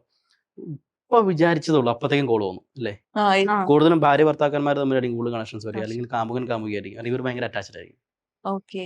അങ്ങനെയുള്ള സാഹചര്യങ്ങൾ, അല്ലെങ്കിൽ ഫ്രണ്ട്സ് ഒക്കെയാണ്, ഭയങ്കര ക്ലോസ് ഫ്രണ്ട്സ് ഒക്കെയാണ്, പെട്ടെന്ന് വിളിക്കുമെന്ന് വിചാരിച്ചാൽ അപ്പം തന്നെ കോൾ വിളിക്കും. നമ്മൾ ഒട്ടും ഓക്കെ ഇല്ലാത്തൊരു സ്റ്റേറ്റിലൊക്കെ, എനിക്ക് പൊതുവെ അങ്ങനെ ഉണ്ടാവാറുള്ളത് എന്റെ അമ്മയാണ്. ആ, ഞാൻ ആകെ വിഷമത്തിലോ എന്തിലെങ്കിലും ഇരിക്കുമ്പോ എവിടെന്നെങ്കിലും ഒക്കെ അമ്മ ഫോൺ വിളിച്ചിട്ട് എന്താ പരിപാടി, ആ. അത് അമ്മ ചോദിക്കും. അപ്പൊ എനിക്ക് തോന്നാറുണ്ട് എങ്ങനെയാണ് അമ്മയ്ക്ക് അത് പെട്ടെന്ന് കണക്ട് ആവുന്നതെന്ന് ഞാൻ ചിന്തിക്കാറുണ്ട്. സയൻസുമായിട്ട് കണക്ട് ചെയ്യാൻ പറ്റാത്ത സാഹചര്യം. പക്ഷേ എങ്കിലും സയന്റിഫിക് എവിഡൻസ് നമുക്ക് എൻ്റെ ഉണ്ട്. നമ്മൾ ചെയ്യുന്ന കുറേ ക്ലാസ് കൊടുക്കുമ്പോഴൊക്കെ കൊടുക്കുന്ന സംഭവമാണ്. തോട്ട് വെച്ച് ഒരാളെ നമുക്ക് ഹിപ്നോട്ടിക് സ്റ്റേറ്റിലേക്ക് കൊണ്ടുപോകാൻ പറ്റും. മെസ്മറിസം, തോട്ട് പാസ് ചെയ്യാൻ പറ്റും. ഓക്കെ. അത് നമ്മൾ എത്രയും എക്സ്ട്രീം കണക്റ്റഡ് ആയിട്ടുള്ള വ്യക്തിയാണെങ്കിൽ ആ വ്യക്തിയായിട്ട് നമുക്ക് തോട്ട് പാസ് ചെയ്യാം, ഞാൻ മനസ്സിൽ വിചാരിക്കുന്നത് പാസ് ഓപ്പോസിറ്റ് ചെയ്യാൻ പറ്റും. അത് നമുക്ക് സയന്റിഫിക്കലി ഒന്നും പറയാനൊന്നുമില്ല, അതുകൊണ്ട് ഞാൻ പിന്നെ അത് വലിയ കാര്യമായിട്ടൊന്നും പറയാം. പറയാത്തത്. സ്യൂഡോ സയൻസ് ആണ്, പക്ഷേ പോസിബിൾ ആണ്. അത് അതാണ് ഈ പറഞ്ഞുള്ള നമുക്ക് ഒരു ടെലിപ്പതി കണക്ഷൻസ് കിട്ടുന്ന പോലെ ഫീൽ ചെയ്യുന്ന കാര്യം. ഫീൽ ചെയ്യുന്നത്. അറ്റാച്ച്ഡ് ആണല്ലോ, ഭയങ്കരമായിട്ട് ബോണ്ടാണ്. അപ്പൊ അടുത്തുള്ള ആളെ അല്ലാണ്ട് കുറച്ച് അകലെയുള്ള ആളെ ഹിപ്നോട്ടൈസ് ചെയ്ത് ഇവിടെ ഇരുന്ന് ചെയ്യാൻ പറ്റുമോ? അങ്ങനെ പോസിബിൾ ആണോ? അതാണ് മെസ്മറിസം ഞാൻ യൂസ് ചെയ്യുന്നത്. അത് ഡിസ്റ്റന്റ് ആയിട്ട് ഉപയോഗിക്കാൻ പറ്റുന്ന സംഭവമാണ് മെസ്മറിസം. തോട്ട് പാസ് ചെയ്ത് ചെയ്യാന്ന് പറയുന്നില്ലേ. ഓക്കെ. ഞാൻ പല സ്ഥലങ്ങളിലും ഓൺലൈൻ തെറാപ്പി ഒക്കെ ചെയ്യുമ്പോൾ അങ്ങനെയായിരിക്കും. നമുക്ക് ഓൺലൈനിൽ ഹിപ്നോട്ടൈസ് ചെയ്യാം. ഓൺലൈനിൽ ഞാൻ തെറാപ്പി ചെയ്യാറുണ്ട്, പക്ഷെ ഞാൻ ഒരുപാട് എന്റർടൈൻ ചെയ്യാറില്ല. നമ്മളിപ്പോ ഈ റേക്കിനെ കുറിച്ച് കേൾക്കുമ്പോൾ അവര് പറയാറുണ്ട് ഒരു ഫോട്ടോ മാത്രം ഉണ്ടായാൽ മതി, നമ്മൾ എനർജി പാസ് ചെയ്ത് റേക്കി ഹീലിംഗ് ചെയ്യാൻ പറ്റുമെന്ന് പറയാറുണ്ട്. അപ്പൊ അതുപോലെ ഇപ്പൊ ഹിപ്നോട്ടിസം ചെയ്യാൻ പറ്റും എന്നുള്ളതാണ്. എനർജി അല്ല പാസ് ചെയ്യുന്നത്, തോട്ടാണ് പാസ് ചെയ്യുന്നത്. അതൊരു അതെങ്ങനെയാ പാസ് കൈൻഡ് ഓഫ് ചെയ്യുന്നത്? ഹിപ്നോട്ടിസം ആണ്. അത് ഹിപ്നോസിസ് ആണ്. ഇതെല്ലാം Okay. ഇതിന്റെ വകഭേദമാണ്. പല രീതിയിൽ ഇതിനെ തിരിച്ചും മറിച്ചും ഉപയോഗിക്കുന്നു എന്ന് മാത്രമേ ഉള്ളൂ. ഓക്കെ. ഇപ്പൊ ഞാൻ ജിനോ ചേട്ടനെ വിളിക്കുകയാണ് വീട്ടിൽ പോയിട്ട്, ഞാൻ ഒട്ടും ഓക്കെ അല്ല, എനിക്ക് ഒരു ഹീലിംഗ് തെറാപ്പി വേണമെന്ന് പറഞ്ഞ് ഞാൻ വിളിച്ചു കഴിഞ്ഞാൽ ജിനോ ചേട്ടൻ ഇവിടെ ഇരുന്ന് എന്നെ ഹീൽ ചെയ്യാൻ സാധിക്കും. എനിക്ക് ഹീലിംഗ് വേണമെന്ന് പറയുമ്പോൾ സ്വാഭാവികമായിട്ടും എന്ത് തരം ഹീലിംഗ് നമുക്ക് കുറേ ഹിസ്റ്ററി എടുത്തതിന് ശേഷമായിരിക്കും സാധാരണ നമ്മൾ തെറാപ്പിയിലേക്ക് കൊണ്ടുപോകാം. അത് ഇപ്പം നമുക്ക് ഓഫീസിൽ വിളിച്ചാൽ അവർ ആദ്യം അവരായിരിക്കും കണക്ട് ചെയ്യുന്നത്. അപ്പോൾ അവർ ഹിസ്റ്ററി എടുക്കും, എന്താണ് പ്രശ്നം എന്ന് ചോദിക്കും. അതിൻ്റെ ടൈം ഒരു സമയം തന്നതിന് ശേഷമായിരിക്കും ഷെഡ്യൂൾ ചെയ്യുക. ഓക്കെ. അപ്പോൾ ഓൺലൈനിൽ ചെയ്യുമ്പോൾ നമ്മൾ ഗൂഗിൾ മീറ്റ് വഴിയിട്ടായിരിക്കും സാധാരണ ചെയ്യുക. ഓ. അത് ഞാൻ എല്ലായിടത്തും എൻ്റർടൈൻ ചെയ്യാറില്ല. കാരണം അത് അത്ര ക്രിട്ടിക്കൽ സ്റ്റേജിലുള്ള സംഭവങ്ങൾ മാത്രമേ ചെയ്യാറുള്ളൂ. എപ്പോഴും ഫിസിക്കൽ പ്രസൻസ് നീഡാണ്. ഇത്. ഹിപ്നോസിസ് എന്ന് വെച്ചാൽ സ്വന്തമായിട്ട് ഫീൽ ചെയ്യണം. അതിനൊരു സേഫ് സോൺ കീപ്പ് ചെയ്തിട്ട് കാര്യമില്ല എന്ന് പറയുന്നത്. ഇപ്പോ ഡെയ്നയ്ക്ക് ഒരു പ്രശ്നം ഉണ്ടെന്ന് എനിക്ക് ഫീൽ ചെയ്യാന്നിരിക്കട്ടെ. ആ. പക്ഷെ ഡെയ്ന ഇങ്ങനെ ഒരു തെറാപ്പിക്ക് തയ്യാറല്ല. അപ്പോ എനിക്ക് അവളെയും കൊണ്ട് വന്ന് അത് ചെയ്യിക്കാൻ, ഐ മീൻ അവൾ അറിയാതെ നമുക്ക് അവളെ ആ ഒരു തെറാപ്പിക്ക് ഇതാക്കാൻ സാധിക്കും? പറ്റില്ല. പറ്റില്ല. അങ്ങനെയാണ് സാധാരണ ഞാൻ പറയാറുള്ളത്. കാരണം ഓക്കെ. ചില അവർ വില്ലിങ് അല്ലല്ലോ. അപ്പോൾ അവർ വില്ലിങ് അല്ലെങ്കിൽ നമ്മൾ പറയുന്ന സജഷൻസ് ഒന്നും എടുക്കില്ല. അപ്പോൾ ഞാൻ സാധാരണ അങ്ങനെ വരുമ്പോഴേക്കും അവർ ഇരുത്തി കൗൺസിൽ ചെയ്യും. ഹിപ്നോ കൗൺസിലിംഗ് എന്ന് പറയും. ആദ്യം കൗൺസിൽ ചെയ്ത് സംസാരിക്കും എന്താണ് പ്രശ്നം. അപ്പോൾ ചിലപ്പോൾ ശില്പയോട് പറയാൻ പറ്റാത്തൊരു പ്രശ്നമായിരിക്കും ഡയാനിക്കുള്ളത് അല്ലേ. അതെ. അപ്പോൾ ആ പ്രശ്നം ചിലപ്പോൾ ഇവിടെ അഡ്രസ്സ് ചെയ്യപ്പെടും. അപ്പോൾ അതായിരിക്കും നീഡ്. അങ്ങനെ വരുമ്പോൾ പോസിബിൾ ആയിട്ട് ചെയ്യാം. അങ്ങനെ ചെയ്ത കേസുകളൊക്കെ ഉണ്ട്. ഉണ്ട്. ഭയങ്കര വില്ലിങ് അല്ലാത്ത ആളുകളൊക്കെ വന്ന് കഴിയുമ്പോഴേക്കും പേരൻസിൻ്റെ ഫ്രണ്ടിൽ എനിക്ക് പ്രശ്നമൊന്നുമില്ല, എന്താ ഹിപ്നോട്ടിസം എനിക്ക് മാനസിക അസുഖമാണോ എന്നൊക്കെ ചോദിക്കുന്ന ആൾ, അതാണ് ഒരു തെറ്റിദ്ധാരണയാണ്. ഓക്കെ. പക്ഷെ അത് പോസിബിൾ ഇല്ല, ചെയ്യാം. ചെയ്യാൻ പാടില്ല എന്നുള്ളതാണ്. പക്ഷെ നിർബന്ധിച്ച് ആരെയും ഹിപ്നോട്ടൈസ് ചെയ്യാൻ പാടില്ല. അത് പാടില്ല. അവരുടെ സെൽഫ് ആയിട്ടുള്ള നീഡ്, അല്ലെങ്കിൽ അത് വർക്ക് ആവുള്ളൂ. ഇല്ലെങ്കിൽ ചിലർ ഹിപ്നോട്ടിസ് എനിക്കൊരു റിസൾട്ടും വന്നില്ല എന്ന് പറയും. ഒരു റിസൾട്ടും വരില്ല, അവർ ആക്റ്റീവ് അല്ലല്ലോ. ഓക്കെ. നമ്മൾ പൂർണ്ണമായി തയ്യാറാകണം എന്നുള്ളതാണ്. അതാണ് ഹിപ്നോസിസ്. തെറ്റിദ്ധാരണയാണ് ഹിപ്നോട്ടിസം എന്ന് പറഞ്ഞാൽ മയക്കിക്കെടുത്തിട്ട് ഇതെല്ലാം എടുത്തുകൊണ്ട് അതെ. പോകുന്നത്. ഈ സ്റ്റേജ് ഷോസിലൊക്കെ കാണിക്കുന്നത് ഇപ്പോൾ നമ്മൾ അതിൻ്റെ ഒരു എക്സ്ട്രീം വേഷം കാണിക്കണം എന്നുള്ളത്. എല്ലാവരും അങ്ങനെ ചെയ്യാൻ പറ്റുന്നൊന്നുമില്ല. പക്ഷെ നമ്മൾ ഈ സ്റ്റേജ് ഷോസ് ഇപ്പൊ പൊതുവെ ഹിപ്നോട്ടിസവുമായി ബന്ധപ്പെട്ട് നമ്മൾ കാണുകയാണെങ്കിൽ നമ്മൾ നോക്കുമ്പോൾ ഇങ്ങനെ അങ്ങനെ ആക്കുമ്പോ 1, 2, 3 പറഞ്ഞിട്ട് എല്ലാരും ബോധം കെട്ടങ്ങ് പോകും. അതെങ്ങനെയാ പോസിബിൾ ആവുന്നേ? അത് നമ്മൾ ചെയ്യുമ്പോൾ അങ്ങനെയൊക്കെയാണ്. ഇതൊരു 5-6 പേരെ എത്തി കഴിഞ്ഞാലും റാപ്പിഡ് ഹിപ്നോസിസാ. ഓക്കെ. അത് അപ്പൊ നമ്മള് ഇങ്ങനെ കാണിച്ചാൽ മതി. നേരെ നോക്കിയിരിക്കുക, 3 അടിക്കുമ്പോൾ നേരെ സ്ലീപ്പ് എന്ന് പറയുമ്പോഴേക്കും നേരെ വീഴും. അത് നമ്മൾ പക്ഷെ ആ സജസ്റ്റീവ് ആണ് എന്ന് നമ്മൾ എങ്ങനെ കണ്ടുപിടിക്കുന്നേ? അത് ടെസ്റ്റ് ഉണ്ട്. ഓക്കെ. അതൊക്കെ ചെയ്തതിന് ശേഷമാണ് ഈ നമ്മൾ സ്റ്റേജ് രീതിയിൽ കാണിക്കുന്നത്. എല്ലാവരെയും വിളിച്ച് സ്റ്റേജ് കയറ്റില്ലല്ലോ ഇവര്. ആ. വീഡിയോസ് കാണുമ്പോൾ നമ്മൾ കുറച്ച് പേരെ കാണിക്കത്തുള്ളൂ. ഓക്കെ. ബാക്കിയുള്ളവരൊക്കെ അവിടെ ഇരിപ്പുണ്ടാവും. ഇപ്പൊ ഉറങ്ങിക്കിടക്കുന്ന ഒരാള് ഹിപ്നോട്ടിസം സ്റ്റേജിലായിരിക്കും എന്ന് പറഞ്ഞില്ലേ മുമ്പേ? ആ. അപ്പൊ ഉറങ്ങിക്കിടക്കുന്ന ആളെ നമുക്ക് ഹിപ്നോട്ടൈസ് ചെയ്യാൻ പറ്റൂ? അല്ല, അവർ ഓൾറെഡി ഹിപ്നോട്ടിക് സ്റ്റേറ്റിലാണ്. അതായത് തീറ്റ സ്റ്റേജ് അല്ലെങ്കിൽ ആൽഫ സ്റ്റേജിലേക്ക് കിടക്കുന്നെങ്കിൽ ഉറക്കത്തിന്റെ ഒരു വേവ് ആട്ടോ.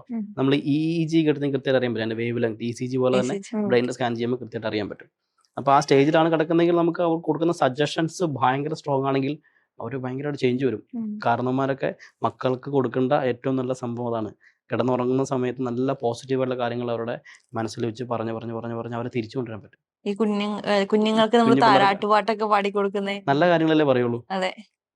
കിടന്നുറങ്ങുന്നതിന് മുമ്പ് നല്ലത് ചെയ്യണം എന്നൊക്കെ കാരണവന്മാർ പറയുന്നത്, പണ്ടത്തെ അമ്മച്ചിമാരൊക്കെ പറയുന്നതിന്റെ യാഥാർത്ഥ്യം അതാ. ഓക്കെ. അവർക്ക് സയൻസിന്റെ ബാക്ക്ഗ്രൗണ്ട് അറിയില്ലെങ്കിലും എന്തോ നല്ല പോസിറ്റീവ് കാര്യങ്ങൾ കിട്ടും എന്നുള്ളൊരു വിചാരം ഉള്ളതുകൊണ്ട് പ്രാർത്ഥിച്ചിട്ട് കിടക്കണം അത് തന്നെ. കറക്റ്റ്. ഓക്കെ. അപ്പൊ അതാണ് അതിന്റെ ബാക്കിലുള്ള ഒരു സയൻസ്. കറക്റ്റ്. ജിനോ ചേട്ടന്റെ പ്രൊഫൈലിൽ നോക്കുമ്പോഴേ 12 മണിക്കൂർ കണ്ണ് കെട്ടിയിട്ടുള്ള ഒരു പ്രോഗ്രാം ഞാൻ കണ്ടു. ഇവിടെ നമുക്ക് അതിനെ വിട്ടാലോ? ബ്ലൈൻഡ് ഫോൾഡ് ഹിപ്നോസിസ് ആയിരിക്കും. അതെ. അതെന്താണ്, എങ്ങനെയാണ് അത് പോസിബിൾ ആവുന്നത്? പോസിബിൾ ആണ്. ബ്ലൈൻഡ് ഫോൾഡ് ഹിപ്നോസിസ് ആദ്യം നമ്മൾ ഇവർക്കൊരു ഇൻഡക്ഷൻ എല്ലാം കൊടുത്ത് കൃത്യമായിട്ട് പറഞ്ഞ് മനസ്സിലാക്കി ഇൻട്രൊഡക്ഷൻ കൊടുക്കും. എന്താണ് ഹിപ്നോസിസ് എന്ന് ക്ലാസ് എല്ലാം എടുത്തതിന് ശേഷം ഇവരെ കണ്ണ് കെട്ടും. ഹിപ്നോട്ടൈസ് ചെയ്തിട്ടായിരിക്കും കണ്ണ് കെട്ടുന്നത്. ഓക്കെ. ഹിപ്നോട്ടൈസ് ചെയ്തിട്ട് കണ്ണ് കെട്ടിയിട്ട് സജഷൻസ് കൊടുത്തിട്ട് അവരെ രാവിലെ തൊട്ട് വൈകിട്ട് വരെ, അതായത് ഭക്ഷണം കഴിക്കുന്നതടക്കം ഇവൻ ടോയ്ലറ്റിൽ പോകാൻ എല്ലാത്തിനും ആളുകളുണ്ട്, ടീമുണ്ട്. ഇവർ ടോയ്ലറ്റിൽ കൊണ്ടുപോകാൻ സപ്പോർട്ട് ചെയ്യും, ഭക്ഷണം കഴിക്കാൻ സപ്പോർട്ട് ചെയ്യും, ഇതെല്ലാം ചെയ്യും. കണ്ണ് കെട്ടിയിട്ടായിരിക്കും. കണ്ണ് തുറക്കുന്നത് വൈകിട്ട് 4 മണിക്കായിരിക്കും. അത് വരത്തേക്ക് ഹിപ്നോട്ടിക് സ്റ്റേറ്റിലേക്ക് കടന്നു പോകും. ഈ റിഗ്രഷൻ കിട്ടും, മ്യൂസിക് തെറാപ്പീസ് ഉണ്ടാവും. ഇതെല്ലാം കയറി ഇറങ്ങി പോകും. കണ്ണ് കെട്ടിയിട്ട് ചെയ്യുമ്പോൾ ഒരു പ്രത്യേകതയുണ്ട്. നമുക്ക് ലെഫ്റ്റ് ആൻഡ് റൈറ്റ് ബ്രെയിൻ സ്വാഭാവികമായിട്ടും ഡിസോർഗനൈസ്ഡ് ആയിരിക്കും മിക്ക ആളുകളുടെയും. അപ്പോൾ കണ്ണ് കെട്ടിക്കഴിയുമ്പോൾ ഇതിനെ കോർപ്പസ് കൊളോസ് എന്ന് പറയും, മിഡ് ബ്രെയിൻ. ഇതുമായിട്ട് കണക്ട് ചെയ്യാം. അപ്പോൾ നമ്മൾ 2 ഡീസിങ്ക്രണൈസ് ആയിട്ടുള്ള ലെഫ്റ്റ് ആൻഡ് റൈറ്റ് ബ്രെയിനിനെ സിങ്ക്രണൈസ് ആക്കാൻ പറ്റുന്ന ഒരു പരിപാടിയാണ് ഈ ബ്ലൈൻഡ് ഫോൾഡ് ചെയ്യുമ്പോൾ സംഭവിക്കുക. അതാണ് അതിന്റെ സയൻസ്. അപ്പോൾ നമ്മൾ പെട്ടെന്ന് ഇമ്പാക്ട് ഉണ്ടാക്കാൻ പറ്റും. ഒരുപാട് മാറ്റം വന്ന ആളുകളുണ്ട്. ഒരുപാട് പേര് വരാറുണ്ട്. ഈ 12 മണിക്കൂർ കണ്ണ് കെട്ടിയിരിക്കുമ്പോ നോർമലി ഉണ്ടാവുന്ന സംശയമാണ്, ഈ കണ്ണിന് അത് സ്ട്രെയിൻ ആയിരിക്കുമോ? ഇല്ല, നമ്മൾ രാത്രി കിടന്നുറങ്ങുമ്പോൾ എത്ര മണിക്കൂർ ഉറങ്ങാറുണ്ട്? എത്ര മണിക്കൂർ? കണ്ണടച്ചിട്ടല്ലേ. പക്ഷേ നമ്മൾ കെട്ടി വെക്കുമല്ലേ? കെട്ടുമല്ല ചെയ്യുന്നത്, നമ്മൾ അതിനകത്ത് ഐപാഡൊക്കെ വെച്ചിട്ടായിരിക്കും ചെയ്യുന്നത്. ഐക്ക് ഡിസ്റ്റർബൻസ് ഉണ്ടാകാത്ത രീതിയിലുള്ള ഇതായിരിക്കും. 12 മണിക്കൂർ അതെ, അത്ര 8 to നേരം 12 മണിക്കൂറാണ്. അതിനകത്ത് നമുക്ക് ഇടയ്ക്ക് നടക്കാം. ഫുള്ള് ഹിപ്നോട്ടിക് സ്റ്റേറ്റിലല്ല, കുറച്ച് നേരം നടക്കാം, മൂവ് ചെയ്യാം, സംസാരിക്കുക, ഇതെല്ലാം പോസിബിൾ ആണ്. ഓരോ possible ആണ്. തെറാപ്പി ചെയ്യും. പിന്നെ അതിനിടയ്ക്ക് വീണ്ടും നമ്മൾ ഫ്രീ ആയിട്ടിരിക്കുക, കുറച്ച് നേരം മ്യൂസിക് തെറാപ്പീസ് ഉണ്ടാവും. അതിനിടയ്ക്ക് ഇമോഷണൽ കത്തർസിസ് എന്ന് പറയുന്ന ഒരു സ്റ്റേജ് ഉണ്ടാവും. ഉം. ഇമോഷൻസിനൊക്കെ റിലീസ് ചെയ്യാൻ പറ്റുന്ന, ചിലപ്പോൾ ആണെങ്കിൽ ഉറക്കം അറിയാം, ഉം. ചിരിക്കാം, അതൊക്കെ ചെയ്യുന്ന ഒരു പ്രോസസ്സാണ്. അത് പെട്ടെന്ന് നമ്മുടെ ഇമോഷൻസ് റിലീസ് ആയിട്ടില്ലെങ്കിൽ അത് നമ്മുടെ നെർവസ് സിസ്റ്റത്തിലായിരിക്കും ഫുൾ ബോഡി ലോക്ക് ചെയ്യുന്നത്. അത് കേട്ടിട്ടുണ്ടല്ലോ അല്ലേ? ഉം. അപ്പോൾ ഇതിനെ റിലീസ് ചെയ്യണമെങ്കിൽ നമുക്ക് ഇതൊക്കെ വന്നില്ല, ബോഡിയിൽ നിന്ന് സാധനം റിലീസ് ചെയ്യണമെങ്കിൽ നമ്മൾ പതുക്കെ ഇതിനെ പുറത്തേക്ക് ഔട്ട് ചെയ്യണം. ഇമോഷൻസ് റിലീസ് ചെയ്യാൻ പറ്റാത്തതുകൊണ്ട് എല്ലാവർക്കും പ്രശ്നം. പണ്ട് എനിക്കൊക്കെ ചെറുപ്പകാലഘട്ടങ്ങളിൽ കഴിഞ്ഞിട്ട് ഒരു യുവാവായ സമയത്തൊക്കെ എനിക്ക് യുദ്ധത്തിൻ്റെ കാലത്തൊക്കെ എനിക്ക് നല്ല ആങ്സൈറ്റി ഉണ്ടായിരുന്നു. ഉം. കാരണം വീട്ടിൽ ഭയങ്കര പ്രഷറും കാര്യങ്ങളൊക്കെ വന്നപ്പോൾ എന്താ സംഭവിക്കണമെന്ന് എനിക്കറിയില്ല. ടെൻഷൻ കൂടാൻ തുടങ്ങി, ആങ്സൈറ്റി ഉണ്ടാകാൻ തുടങ്ങി. അപ്പോൾ ആ സമയത്ത് ഞാൻ വിചാരിച്ചു എനിക്ക് പെട്ടെന്ന് ഷുഗർ താന്നു പോകും. റോട്ടിൽ നിൽക്കും പെട്ടെന്ന് തല ഇറങ്ങുന്നു തുടങ്ങും. എന്താ സംഭവം? ഒരു ദിവസം ഞാൻ അടിമാലി ബസ് സ്റ്റാൻഡിൽ വന്ന് നിന്നിട്ട് എനിക്ക് തല ഇറങ്ങി. ഞാൻ നേരെ ഓട്ടോ വിളിച്ചിട്ട് ഹോസ്പിറ്റലിൽ ചെന്നു, അടിമാലി ഹോസ്പിറ്റലിൽ. അപ്പോൾ എൻ്റെ മമ്മി മരിച്ചതൊക്കെ കുറേ കാലങ്ങൾക്ക് ശേഷം കേട്ടോ, ആ സമയത്ത് തിരിച്ചു വന്ന സമയത്തൊക്കെയാണ്. ഹോസ്പിറ്റലിൽ ചെന്ന് കഴിഞ്ഞപ്പോൾ എന്താ പറ്റിയെന്ന് ചോദിച്ചപ്പോഴേക്കും അവർ എനിക്ക് ആരാ പേഷ്യൻ്റ് എന്ന് ചോദിച്ചു. ഞാൻ തന്നെ പേഷ്യൻറ്റ്. ഓട്ടോ വിളിച്ച് അകത്ത് കയറി ചെന്നു, ഷുഗർ ചെക്ക് ചെയ്ത് ഇനിയിപ്പോൾ 60 ഉള്ളൂ. ഇപ്പോൾ ഷുഗർ കുറഞ്ഞു പോയി. അപ്പോൾ എന്താ സംഭവം എന്നറിയില്ല. അപ്പോൾ ഇവർ പിന്നെ ട്രിപ്പൊക്കെ കയറ്റിയിട്ട് എല്ലാം കഴിഞ്ഞു. അപ്പോൾ അത് ഓക്കെ. അപ്പോൾ ഞാൻ തിരിച്ച് പോന്നു. വീണ്ടും ഒരാഴ്ച കഴിയുമ്പോൾ വീണ്ടും ഇതേപോലെ ട്രിഗർ അടിക്കാൻ തുടങ്ങി. അപ്പോൾ ഞാൻ മൂക്കന്നൂർ MAJJ ഹോസ്പിറ്റലായിരുന്നു. അവിടെ ചെന്ന് അഡ്മിറ്റായി. എൻ്റെ കൂട്ടുകാരന്മാരെല്ലാം കൂടെ എടുത്ത് കൊണ്ടുപോയി അവിടെ ചെന്ന് അഡ്മിറ്റായി. അപ്പോൾ ഈ അവസാനം ഒരു 3-4 ദിവസം എനിക്ക് മരുന്നൊന്നുമില്ല, ആ പാടെ ഫുഡ് തരുന്നുണ്ട്, ഈ സാധനം തരുന്നുണ്ട്. അപ്പോൾ എന്താ സംഭവം? അപ്പോൾ ഞാൻ ഇങ്ങനെ ചോദിച്ചു, അപ്പോൾ എൻ്റെ അനിയനോട് ഞാൻ ചോദിച്ചു. അപ്പോൾ അനിയൻ പറഞ്ഞു, ചേട്ടാക്ക് ഇങ്ങനെ പ്രശ്നമുണ്ടോ? ആ ഉണ്ട് ചേട്ടാ, ആങ്സൈറ്റിയാ. ആണോ? എനിക്ക് ഇതേ സെയിം സംഭവമായിരുന്നു. അപ്പോൾ കുറച്ച് കഴിയുമ്പോഴേക്കും പിറ്റേ ദിവസം ഡോക്ടർ മരുന്ന് ചെയ്തേക്കാണ്, ആങ്സൈറ്റിയാണ്, അതുകൊണ്ട് മെഡിസിൻ കഴിച്ചാൽ മതി. 3-4 ദിവസം കഴിച്ചപ്പോൾ എനിക്കത് ഓക്കെ. എനിക്ക് അറിയില്ലായിരുന്നു ഇത് ആങ്സൈറ്റി കൊണ്ടുണ്ടാകുന്ന സംഭവമാണെന്നുള്ള കാര്യം. അപ്പോൾ തലകറക്കമൊക്കെ ഉണ്ടാകുന്നതെല്ലാം ഇതേ സെയിം സിറ്റുവേഷനിൽ കൂടെ തന്നെ ആ കാലഘട്ടത്തിൽ നടന്നു പോയിട്ടുണ്ടാവും. അപ്പോൾ ലൈഫിൽ ഇങ്ങനെ സിറ്റുവേഷൻസ് വന്നു കഴിയുമ്പോൾ നമുക്കതിനെ കോപ്പപ്പ് ചെയ്യാൻ നമ്മൾ തന്നെ മാനേജ് ചെയ്താൽ ഈ ഒരു സിറ്റുവേഷൻ പഠിച്ചാൽ മതി. ആങ്സൈറ്റി ആണ് തിരിച്ചറിയാന്നുള്ളതാണ് ആങ്സൈറ്റി കേട്ടെന്നുള്ള മെഡിസിൻ. ഈ സെൽഫ് ഹിപ്നോസിസ് ചെയ്യാൻ സാധിക്കും? സെൽഫ് ഹിപ്നോസിസ് പറ്റും. അതെങ്ങനെയാ? ഞാൻ സെൽഫ് ഹിപ്നോസിസ് ചെയ്യും. ഞാൻ ചെയ്തിട്ട് കിടന്നൊരു 5 മിനിറ്റുള്ളിൽ ഹിപ്നോട്ടിക് സ്റ്റേറ്റിലേക്ക് പോകും. സെൽഫായിട്ട് പോകാൻ പറ്റും. നമ്മൾ മെഡിറ്റേഷൻ ഒക്കെ ചെയ്യുന്നത് ഒരു ഹിപ്നോസിസിന്റെ ഒരു ചെറിയ പോർഷനാണ്. മെഡിറ്റേഷൻ നമ്മൾ കുറച്ചുകൂടെ അവെയർ ആയിരിക്കും, പക്ഷെ നമുക്ക് ഒരിക്കലും ഡീപ്പായിട്ട് കയറാൻ പറ്റില്ലെങ്കിലും. പക്ഷേ സെൽഫ് ഹിപ്നോസിസ് ചെയ്യാൻ നമ്മൾ ടെക്നിക്കുകൾ കൊടുക്കാറുണ്ട്. ഗൈഡഡ് സെൽഫ് ഹിപ്നോസിസ് ഞാൻ തെറാപ്പി കഴിയുന്നവർക്ക് കൊടുക്കും. അപ്പോൾ അവർക്കത് റെഗുലർ പ്രാക്ടീസ് ചെയ്യാൻ പറ്റും. എങ്ങനെ ഒരു ഹിപ്നോ തെറാപ്പിസ്റ്റ് ആകാം? നല്ല ചോദ്യം. താല്പര്യമുണ്ടോ? ആവുന്നു, കൊള്ളാം, നല്ല ഇഷ്ടപ്പെട്ടു. ആർക്കും ഹിപ്നോതെറാപ്പിസ്റ്റ് ആകാം. പക്ഷേ ക്ലിനിക്കൽ ഹിപ്നോതെറാപ്പിസ്റ്റ് ആണെങ്കിൽ അതിനൊരു ഒരു പ്രൊഫഷണൽ ബാക്ക്ഗ്രൗണ്ടോടാണെങ്കിൽ പറ്റും. ഒന്നുകിൽ ഒരു ഡോക്ടറേറ്റോ അല്ലെങ്കിൽ നഴ്സുമാരോ അതേപോലെ മറ്റ് ഫീൽഡിൽ നിൽക്കുന്ന MSW കൗൺസിലിംഗ്, സൈക്കോളജി, ഈ ബാക്ക്ഗ്രൗണ്ട് എല്ലാവർക്കും പറ്റും. അതും അല്ലെങ്കിൽ നമ്മൾ ക്ലിനിക്കൽ ഹിപ്നോതെറാപ്പിയുടെ ഒരു കോഴ്സ് എടുക്കണം. കുറച്ച് എക്സ്പെൻസീവ് ആണ്, പറ്റുന്നുണ്ടെങ്കിൽ നമുക്ക് ചെയ്യാം. അത് ഇവിടെ നമ്മൾ പോസിബിൾ കൊടുക്കുന്നില്ല. ഞാൻ ഡിപ്ലോമ കോഴ്സ് സ്റ്റാർട്ട് ചെയ്യുന്നുണ്ട് ഉടനെ. അതായത് ഒരു യൂണിവേഴ്സിറ്റിയുടെ കീഴിലുള്ള ഒരു സംഭവം, ഡിസ്ക്ലോസ് ചെയ്തിട്ടില്ല, അത് പിന്നീട് വരുത്തുള്ളൂ. ഞാൻ പഠിച്ചത് UK നിന്നും പിന്നെ US 2 സെൻറ്ററിൽ നിന്ന്. അവിടെ ക്ലിനിക്കൽ ഹിപ്നോതെറാപ്പിയുടെ ഡീറ്റെയിൽഡ് കോഴ്സ് ഉണ്ടാവും.